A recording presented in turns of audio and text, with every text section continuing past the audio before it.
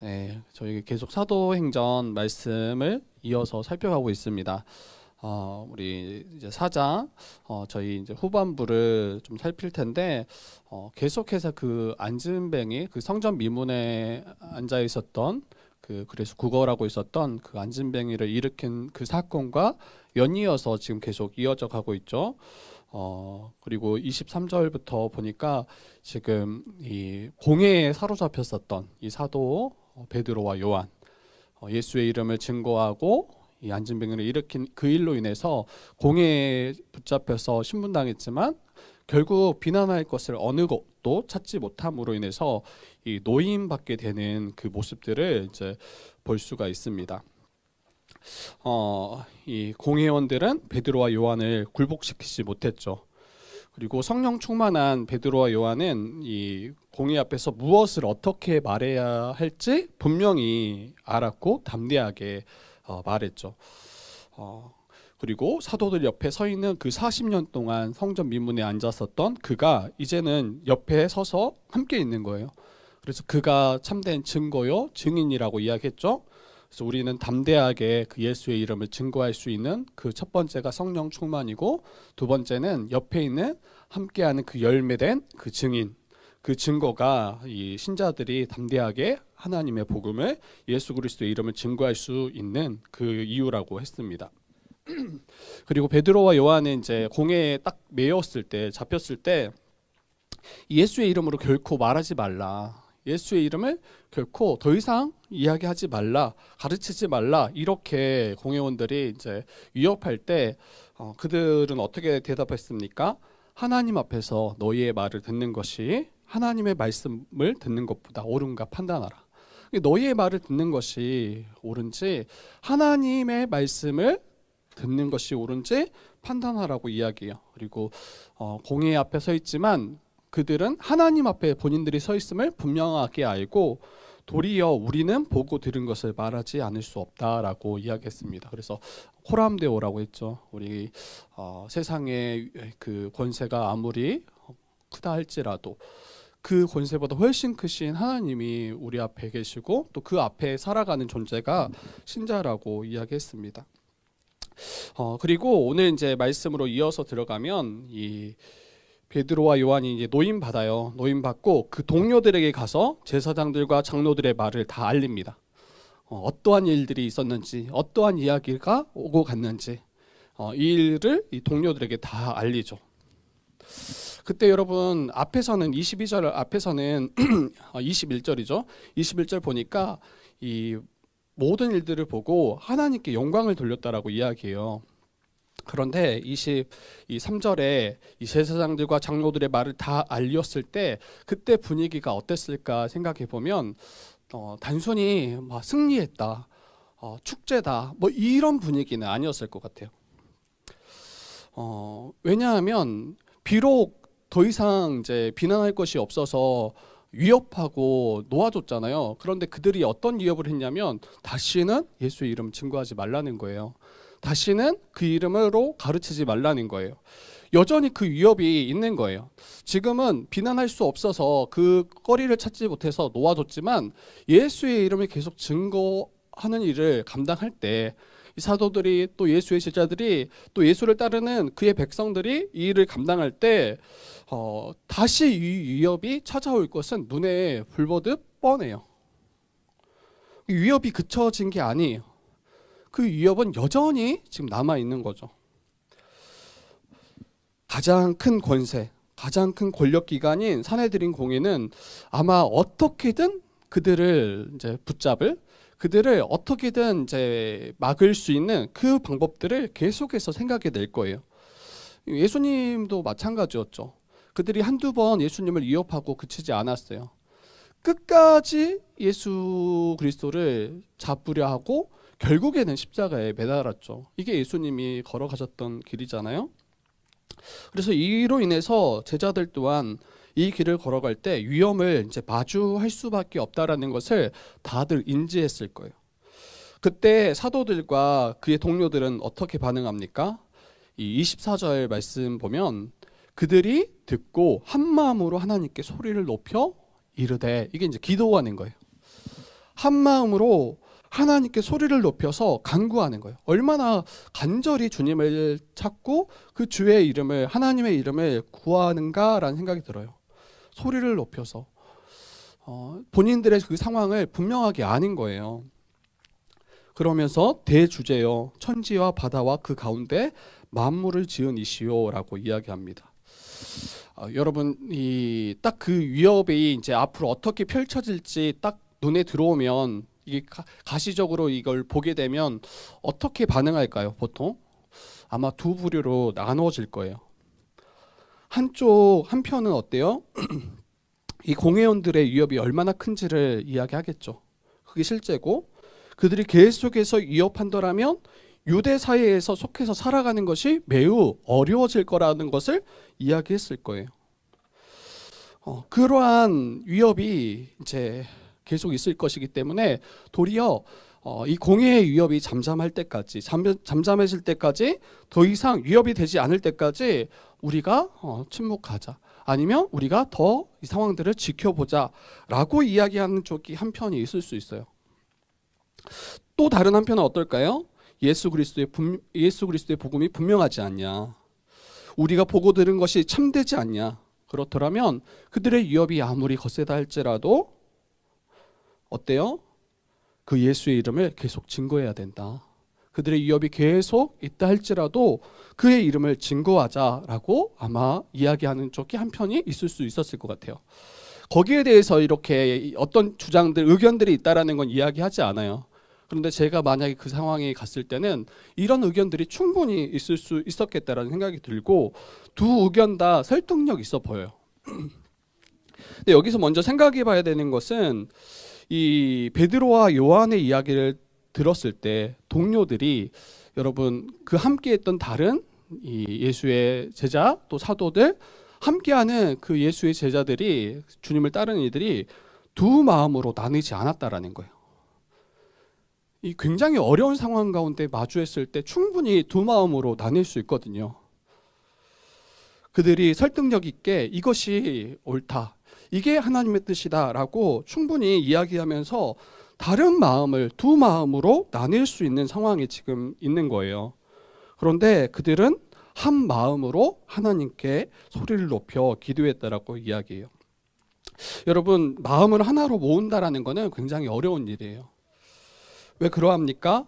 같은 상황을 바라보는 각자의 관점이 있기 때문이에요. 각자의 판단이 있기 때문이에요. 각자가 자라왔고 살아가는 그 경험들이 있기 때문이에요. 그래서 그것을 근거해서 우리는 이야기할 거 아니에요. 만약에 여기에서 그들이 마음이 나뉘었더라면 어떻게 될까요? 여기서 마음이 나뉘었더라면 서로가 자신이 옳다 이야기하고 서로가 이것이 하나님의 뜻이다라고 주장하기 시작했더라면 결국에는 이제 분열했겠죠. 분열은 여러분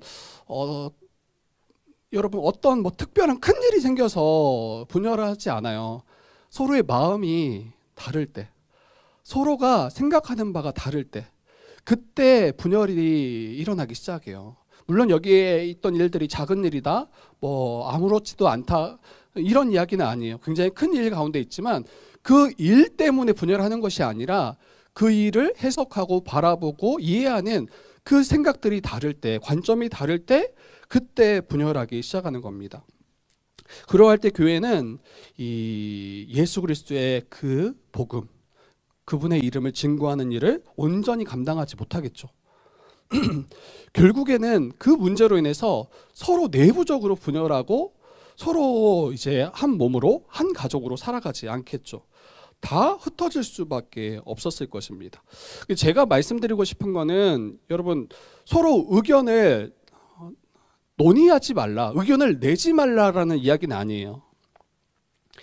교회가 마주하는 크고 작은 일들을 우리가 다 있잖아요. 저희 교회도 계속해서 아마 교회로 자라갈 때, 또 교회로 함께할 때 여러 크고 작은 문제들을 계속 마주할 거예요.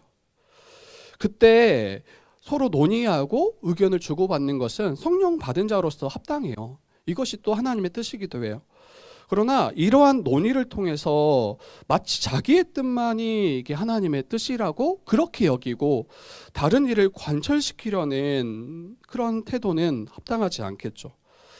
자기의 뜻을 주장하는 것이 아니라 궁극적으로 하나님의 뜻이 무엇인지 거기에 우리가 집중해야 되는 거죠. 한 마음으로 마주한 일들을 함께 감당할 수 있도록 우리가 이 일에 힘써야 되는 거예요. 우리 교회도 마찬가지예요. 주의 뜻 교회도 마찬가지예요. 교회로 살아갈 때 여러 가지 시험, 문제들 분명히 만날 거예요. 없지 않아요. 없을 수가 없어요. 여기 초대교회에도 어찌 보면 우리가 가장 또 롤모델로 여기는 그 초대교회에도 여러 가지 문제들이 있어 왔다고요.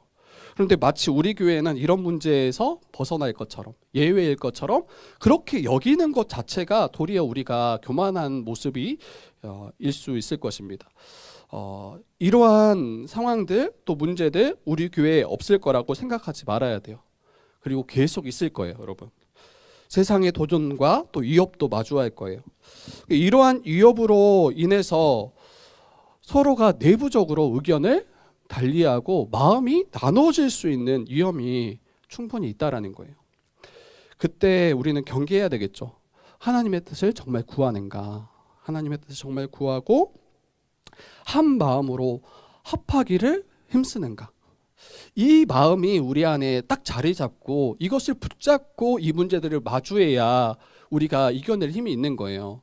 결과적으로 이 문제를 어떤 결과로 만들어내는가 이것도 중요하겠지만 만약에 아무리 좋은 결과를 냈다 할지라도 우리가 한 몸을 잃어버린다라면 한 마음이 아니게 된다라면 여러분 이것은 결과적으로는 사단이 원하는 사단이 생각하는 그 일들을 이루어내는 거예요. 예수께서 십자가로 이루신 것이 여러분 이 사단의 머리를 깨트리셨을 뿐 아니라 결코 하나 될 수 없는 우리를 하나 되게 하시고 한 몸 되게 하시고 한 세 사람 되게 하셨다라고 이야기하는데 결과적으로는 그런 외적인 문제로 인해서 우리가 이로 인해서 의견을 달리하고 마음을 달리하고 서로 갈등하고 분열하게 된다면 결과적으로는 이거는 이제 사단의 뜻을 사단의 그것을 이루게 되는 일로 그치게 될 것입니다. 내 생각과 판단이 다를 때 이 다른 마음을 품지 않도록 때로는 내 생각을 꺾고 한 마음을 품을 수 있도록 우리가 기도하셨으면 좋겠어요. 그릇된 것에 한 마음을 품으라는 게 아니에요. 진리의 문제에 있어서는 여러분 이건 분명히 해야 돼요. 때로는 갈린다 할지라도 그런데 진리의 문제가 아니더라면 그 부분에 있어서는 이 마음을 나누어지는 것은 도리어 우리가 이것을 경계해야 함이 합당합니다. 그래서 외적인 문제로 인해서 도리어 분열한다라면 이것은 사단이 원하는 일이다. 여러분 공동의회 우리 작년이죠, 맞죠? 작년에 우리가 처음 한번 공동의회 이제 회의라는 이름으로 한번 진행했었는데 어렵더라도 함께하는 자리에서 말하실 수 있어야 돼요. 그때 의견을 내실 수 있어야 돼요. 그 자리에서 말하지 않고 도리어 우리 속으로만 나는 그렇게 생각하지 않았다. 나는 동의한 적이 없다. 근데 그때 아무 말도 하지 않고 나중에 이제 뒤에서나 아니면 다른 곳에서 이것을 도리어 비방하고 그것을 따르지 않는다라면 여러분 이거는 진짜 한 몸을 쉽게 찢어버릴 수밖에 없어요. 한 몸 된 교회가 함께 결정한 일이라면 그것이 혹시 나의 뜻과 맞지 않다 할지라도 나의 결정으로 여기고 함께 결정한 일에 마음을 합치는 것 이게 굉장히 중요합니다. 그 문제를 두고 한 마음으로 그 다음에 이제 함께 기도하는 거죠. 도움을 간구하셔야 돼요, 하나님께. 그리고 여러분 어떤 문제들은 저희가 정말 아무리 지혜롭다 할지라도 아무리 우리가 탁월하다 할지라도 탁월하지 않지만 도무지 우리로서 해결할 수 없는 문제들이 너무 많은 것 같아요. 제가 이 짧은 2년을 목회해봐도 여러분들의 지혜, 우리의 지혜, 저의 지혜로 해결할 수 없는 문제들이 훨씬 많은 것 같아요. 훨씬. 그런데 이제 우리 안에서 이제 뭔가 더 이게 나은 것처럼 물론 나을 수 있어요. 그런데 아무리 잘 풀려고 해도 도리어 더 꼬이고 더 어려워지고 이런 문제들도 너무 많은 것 같아요. 그러면 우리는 어떻게 해야 됩니까? 우리 주님을 의지해야 돼요.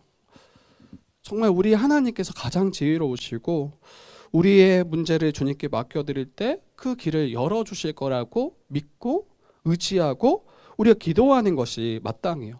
그리고 기도가 얼마나 중요한지 다시 한번 또 생각하게 돼요. 이 상황 앞에서 사도들이 놓였을 때, 이것을 이야기 전했을 때 그들이 듣고 한 마음으로 하나님께 소리 높여서 간구하잖아요.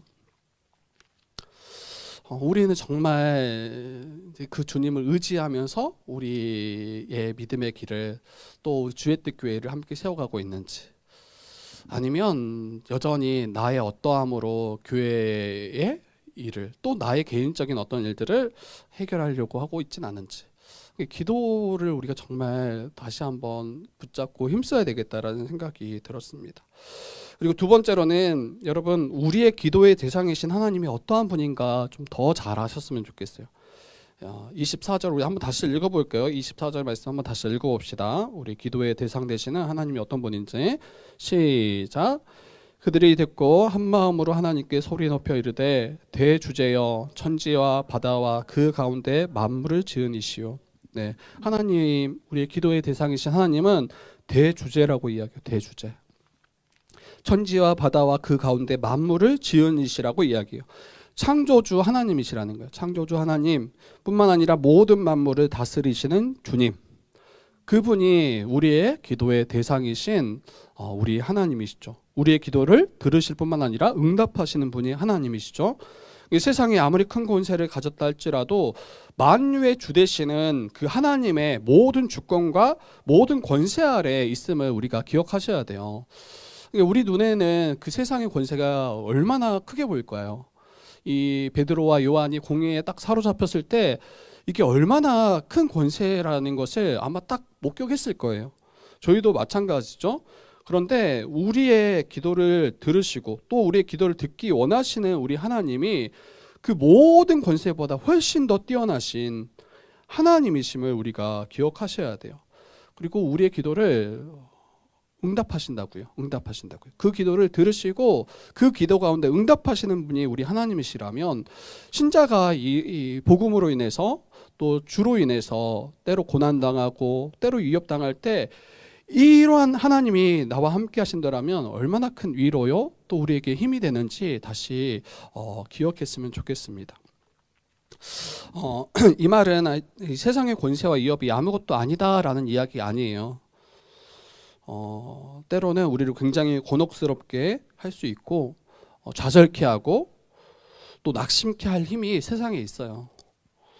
그러나 우리가 마주한 그 큰 문제보다 정말 우리 주님께서 더 크신 분이심을 저와 여러분들이 믿는지, 그러한 하나님께서 우리를 도우시고 우리 가운데 이겨낼 힘과 지혜를 더하시는 분이심을 믿는지, 이것을 다시 붙잡고 우리를 돌아봐야 할 것입니다. 그리고 그리스도와 이 성도를 대적하는 그 대적에 대해서 다윗의 입을 통해서 성령께서 말씀하셨다고 이야기해요. 하나님이 어떤 분이신지, 또 그 대적들이 어떠한 자인지 이야기하는데 25절부터 28절까지가 이 대적에 대한 이야기예요.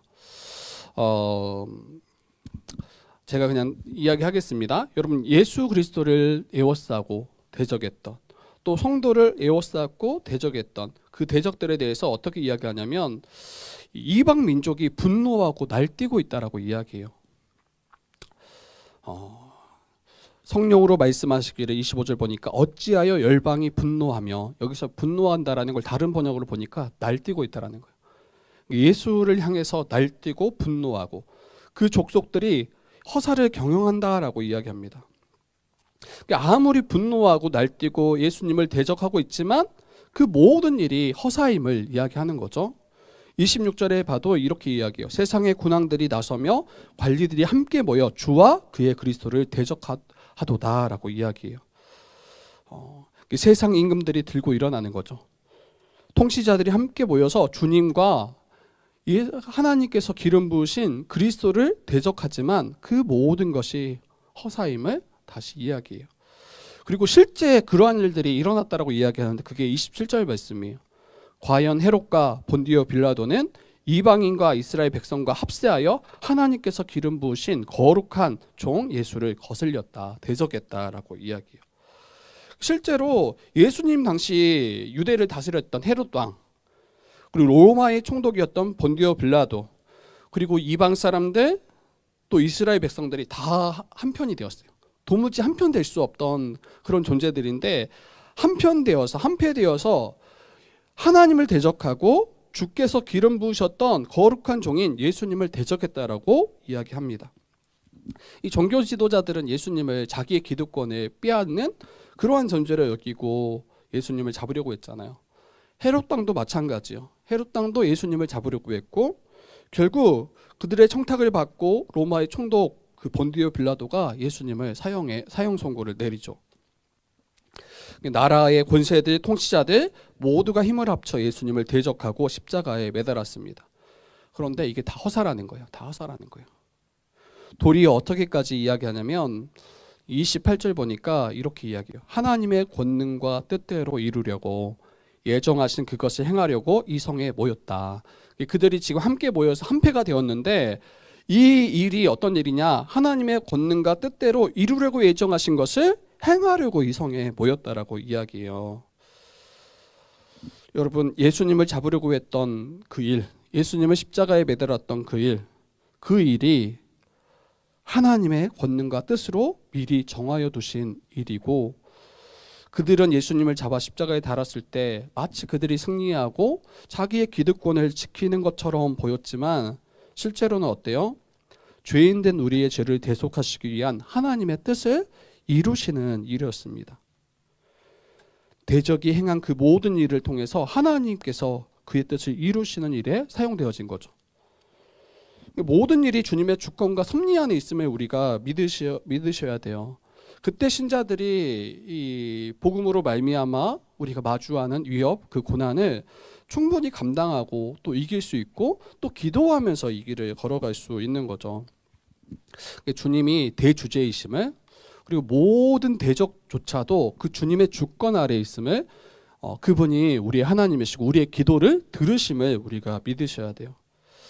이 뒤에 이제 세 가지 기도의 제목이 나와요. 이 기도라고 했잖아요. 지금 23절부터 쭉 이 세 가지 기도의 간구가 나오는데 간단하게 살펴보면 이 첫 번째 기도는 세상의 위협을 받는 성도들을 살펴주십시오라고 기도해요.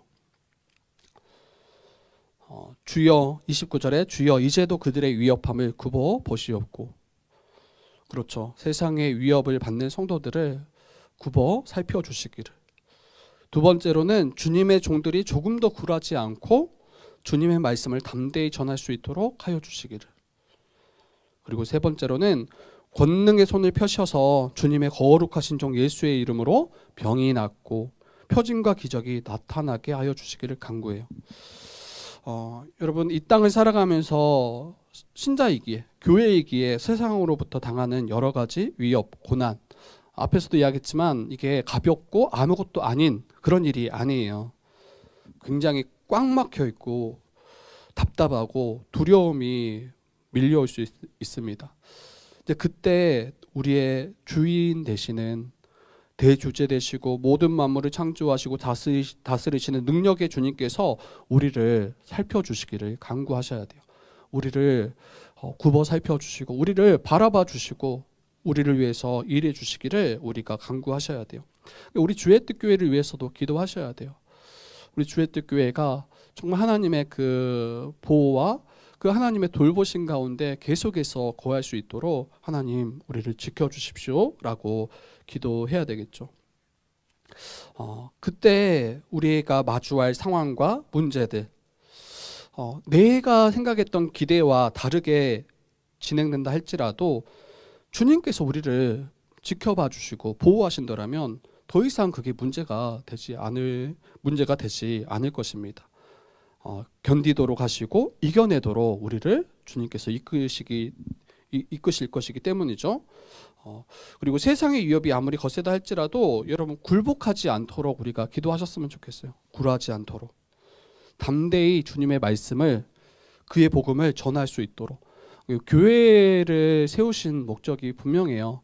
교회를 통해서 먼저 신자된 자들이 하나님 나라를 풍성히 누리고 그 하나님 나라의 백성으로서 우리가 함께 거하는 것 뿐만 아니라 우리를 살리신 그 복음을 계속해서 전하는 것.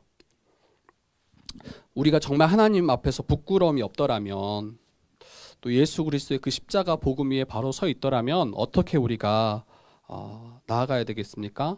세상의 위협에도 굴하지 않아야 돼요. 담대히 우리의 자리에서 주님의 말씀을 증거할 수 있어야 돼요. 예수의 이름으로 말하지 말고 가르치지도 말라고 이야기하는 그 세상을 향해서 이 베드로와 요한이 고백했던 것처럼 하나님 앞에서 너희의 말을 듣는 것이 하나님의 말씀을 듣는 것보다 옳은가 판단하라. 그리고 우리는 보고 들은 것을 말하지 않을 수 없다. 이렇게 전하실 수 있어야 돼요. 그리고 세 번째 기도에서 손을 내밀어 병을 낫게 하시고 표적과 기사가 예수의 이름으로 이루어지기를 간구하잖아요. 그러니까 주의 복음이 선포되어질 때 이러한 일들은 당연히 따라오는 일이에요. 하나님 나라가 임했음을, 죄에서 건진받고 참된 자유와 회복을 얻었음을, 이것을 가시적으로 보여주는 그런 간구죠. 안진뱅이를 온전케 하셨던 것처럼 사도들이 선포한 예수 그리스도의 이름으로 말미암아 죄인들이 주님께 돌이키고 하나님께 나아가 찬미하고 또 구원받는 거룩한 주의 백성들이 계속 더해지도록 간구하는 것. 이게 이제 우리 또 주의 뜻 교회가 간구해야 될 바인 것 같아요. 계속해서 이 주의 백성들이 더해질 수 있도록, 또 주의 말씀으로 인해서 회복되어지고 온전케 되어지는 자들이 계속 교회 가운데 계속 나타나고 또 세워질 수 있도록.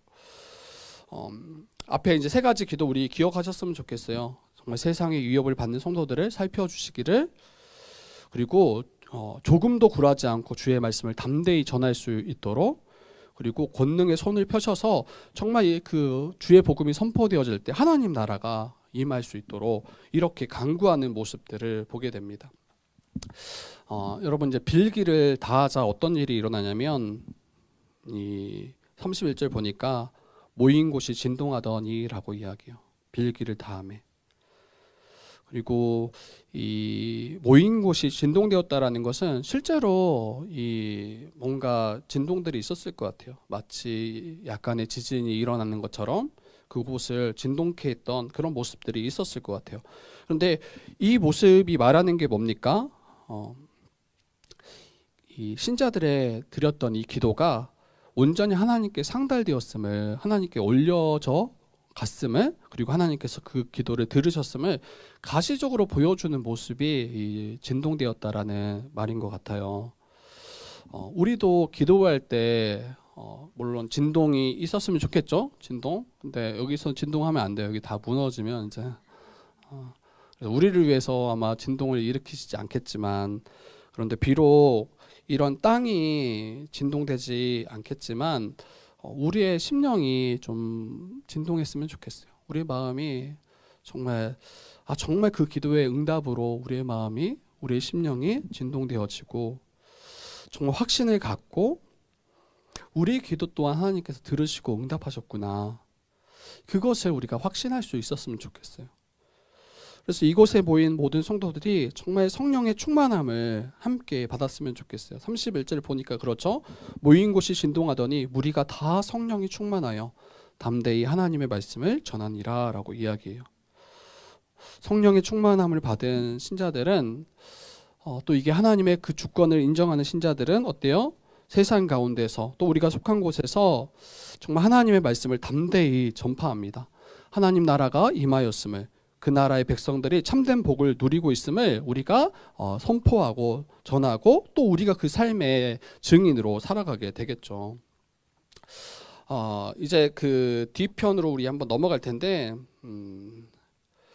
32절부터 37절 말씀 보니까 이미 우리가 2장에서 좀 살폈던 말씀과 비슷해요. 2장 44절 46절 보니까 믿는 사람이 다 함께 있어 모든 물건을 서로 통용했다. 재산과 소유를 팔아서 각 사람의 필요를 따라 나눠줬다. 그리고 마음을 같이 해서 성전에 모이기를 힘썼다라고 2장 44절에서 46절에 말씀하고 있거든요. 근데 이게 지금 4장과 2장에 뭐 어떤 차이가 있나? 보통 같은 이야기를 다시 쓰지 않아요. 그런데 너무 비슷한 그 말씀을 4장에 또 다시 쓰고 있더라면 강조하는 바가 있겠죠. 더 이야기하려고 하는 바가 있겠죠. 그 차이를 보면 2장에서는 한 몸 한 가족으로 살아가는 그 교회의 모습이 성령으로 말미암아 한 몸 한 가족 되어서 살아가는 그 교회의 모습이 어떠한지를 미리 이제 보여주었죠. 이미 말하여 주었죠. 그리고 우리가 같이 나눴죠. 근데 4장에서는 어때요? 어떤 차이가 있습니까? 지금 그 중간에 복음으로 말미암아 이 위협당하고 핍박당하고 박해받는 그 상황이 지금 딱 끼어 있는 거예요.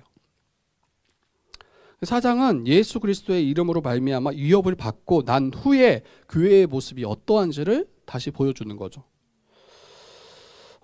교회가 위협으로 말미암아 서로 마음이 나뉘어졌더라면, 내부적으로 마음이 나뉘어졌더라면 마음을 같이 하지 못했겠죠. 앞에서 살폈던 것처럼. 그러면 32절 그 말씀이 기록되지 않았을 거예요. 사도행전 교회는 그리스도의 이름으로 인해서 고난받는 것을 이상한 일로 여기지 않았고 그 일로 인해서 마음이 나뉘지 않았어요. 도리어 대주제이신 하나님을 신뢰함으로 기도했죠. 그리고 여러분 딱 위험이 딱 찾아온다고 생각해 봐요. 굉장한 우리가 감당하기 어렵다라고 여기는 그 위협이 딱 찾아왔을 때 여러분 각자는 어떻게 이 일을 반응할까요? 어떻게 반응할까요? 아마 성령의 충만함을 우리가 받지 않았더라면 내 살 길을 먼저 찾아요. 내가 힘드니까, 내가 어려우니까 한 몸 된 지체들을 한 몸으로 여기고 그들을 위해서 나의 시간과 물질을 흘려보내지 않고 내 것을 먼저 붙잡는다고요. 내 유익을, 내 안위를 먼저 붙잡는다고요. 그런데 지금 이 34절부터 37절 말씀은 어때요? 그 위협으로 인해서 완전히 다 깨어지고 다 흩어질 법한 그 상황 가운데서도 그들은 한 마음 한 뜻이 되어서 이 서로를 위해서 한 몸으로 여전히 살아가고 있는 모습을 이 32절부터 같이 보여주고 있어요. 정말 한 마음이죠. 한 뜻이죠. 서로의 필요를 살피고 자기의 것을 통용하고 자기의 재물을 나누며 살아가요. 지금 자기가 힘들다고요. 자기가 지금 어려운 가운데 지금 거하고 있다고요. 그러면서 말하는 게 뭐라고 이야기하냐면 32절 보니까 자기의 것을, 자기 재물을 조금이라도 자기의 것이라고 이야기하는 이가 하나도 없다라고 이야기해요. 자기의 것인데 자기의 것을 자기 것이라고 이야기하지 않아요. 이게 어떻게 가능합니까? 정말 한 몸이기 때문이에요. 한 가족으로 믿고 여기기 때문이에요. 여러분 실제로 교회는 예수 안에서 한 아버지를, 하나님을 한 아버지로 둔 한 가족된 공동체가 교회잖아요. 그래서 형제 자매라고 이야기하잖아요.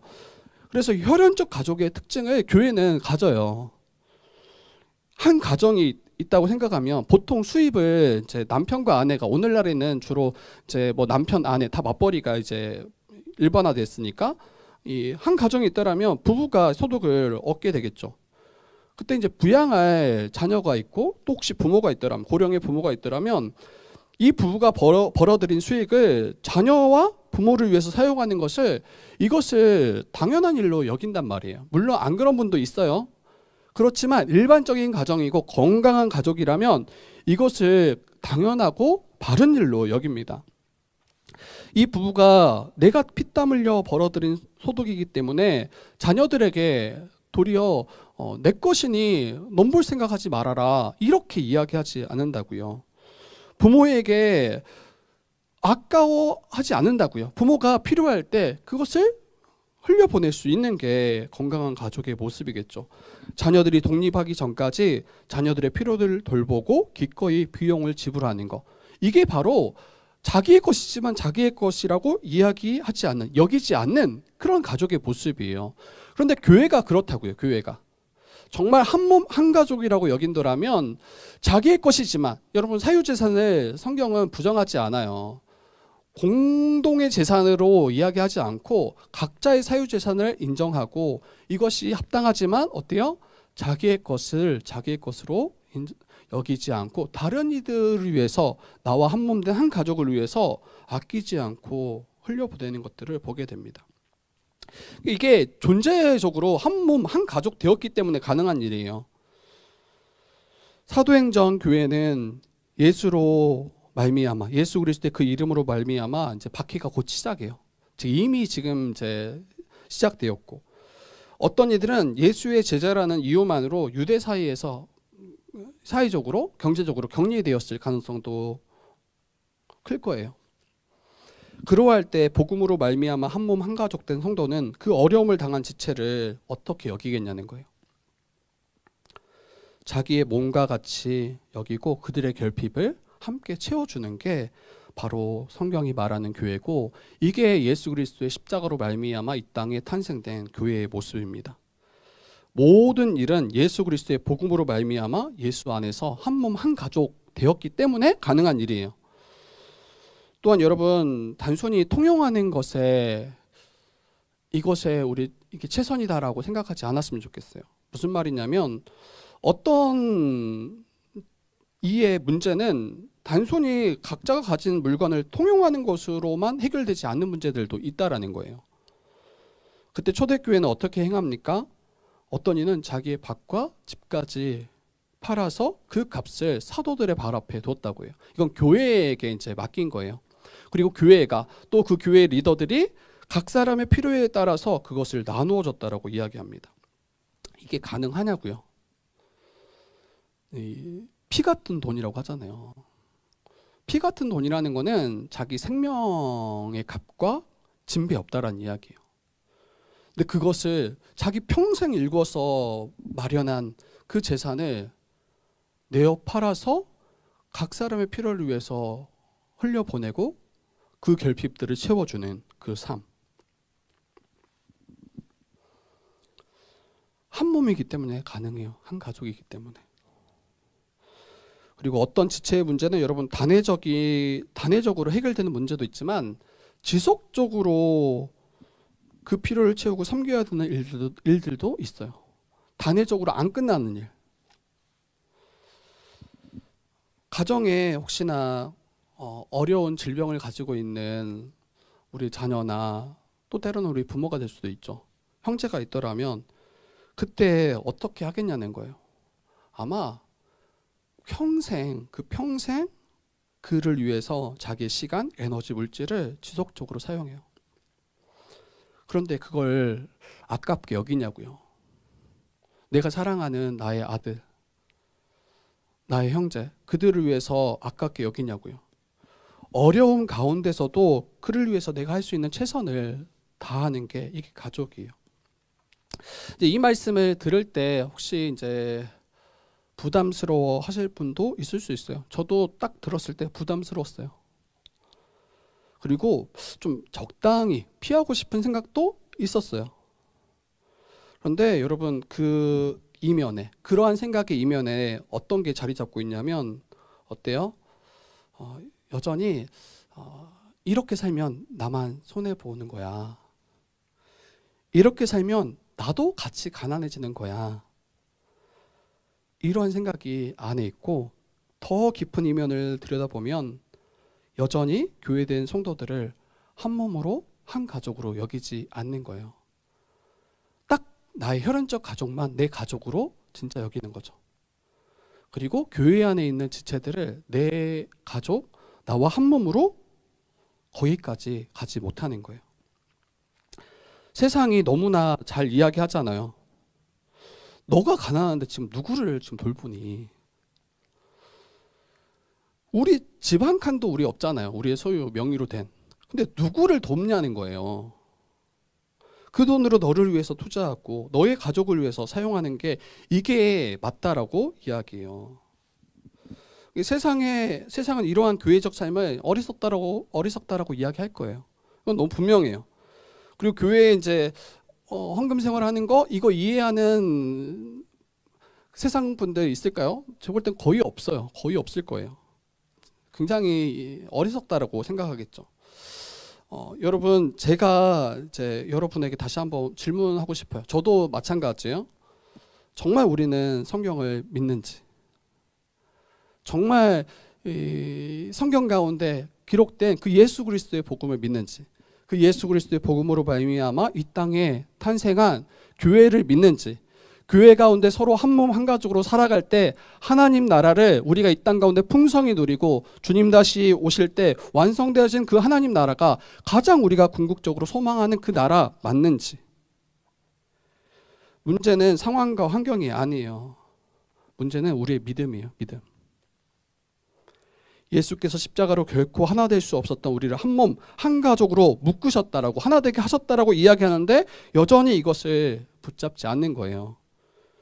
이 땅 가운데 서로 사랑할 수 있는 존재로 바꾸셨음에도 불구하고 그 사랑의 섬김을 통해서 하나님 나라를 누리도록 우리에게 허락하신 공동체가 교회임에도 불구하고 여전히 교회 안에 있음에도 불구하고 세상의 방식대로 살아갈 때 여러분, 그 충만함은 우리가 누리지 못할 거예요.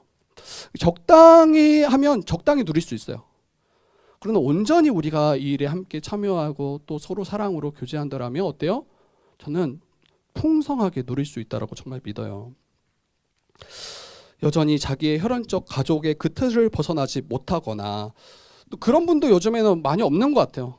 너무 개인주의화가 됐기 때문에 자기 가족도 돌보지 않아요. 딱 자기, 나만. 이게 어찌 보면 더 팽배한 시대를 우리가 살아가고 있는 모습인 것 같아요. 그래서 자기의 유익만을 위해 살아가려고 하는 그 모습들. 근데 이거는 복음과 굉장히 거리가 있습니다. 세상의 그런 위협과 세상의 그러한 이제 복음과 거리가 먼 그런 가치들, 이것이 이제 우리를 계속 공격할 거예요. 그때 대안은 뭡니까? 여러분, 진짜 한 몸 한 가족으로 살아가는 그 교회가 대안이에요. 이걸 통해서 정말 이것을 바라보고 맛보고 하나님 나라가 정말 임했음을 이것을 보셔야 돼요. 그리고 지금 저희는 이제 소수이다 보니까 어때요? 그냥 이제 제가 생각할 때는 우리가 함께 힘을 쓰고 또 함께 섬길 때 이것도 모자란 것처럼 보일 때가 많아요. 정말 우리가 이렇게 한 몸으로 살아갈 때 그 지체의 문제가 해결됩니까? 라고 우리가 질문할 수 있어요. 몇 명 안 되니까 몇 명이 아무리 힘써도 다 고만고만하고 어찌 보면 가장 또 열악한 상황 가운데 있는 이들이 또 거기에서 이제 자기의 것을 내어놓으니까 그걸 모아도 열악한 거죠. 근데 여러분, 교회는 어때요? 아마 우리가 정말 복음 위에 굳건히 서가면 계속 하나님의 그런 일꾼들, 또 함께 이 일에 뛰어들 그 사람들을 더해 주실 거라는 생각이 들어요. 그러면 어때요? 나중에 그리고 여러분들이 계속 지금 수입이 그걸로 고정될까요? 그럴 수도 있지만 또 우리 수입이 늘어나면 그것을 가지고 우리가 더 풍성하게 도울 수 있잖아요. 그러니까 그리고 여러분 혼자 여기에 짐지는 게 아니에요. 서로가 서로를 위해서 그렇게 함께 짐질 때 그 풍요를 반드시 우리가 풍성히 누릴 수 있다고요. 이걸 믿을 때 가능한 삶이 교회적 삶인 것 같아요. 그리고 이를 위해서 예수의 그 부활의 복음을 여러분 붙잡기 원합니다. 여기 보니까 뭐라고 이야기합니까?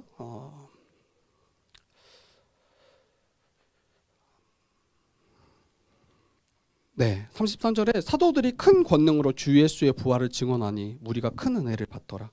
그러니까 정말 큰 은혜를 받아야 이런 삶을 살아가는 것 같아요. 은혜를 받아야 되는데 부활의 복음을 들었을 때 지금 큰 은혜를 받았다라고 이야기하잖아요. 예수의 부활의 복음을 분명하게 붙잡을 때 그 부활을 우리가 힘써 증거하고 또 이것을 믿을 때 여러분, 우리가 이러한 삶을 살아갈 수 있는 것 같아요.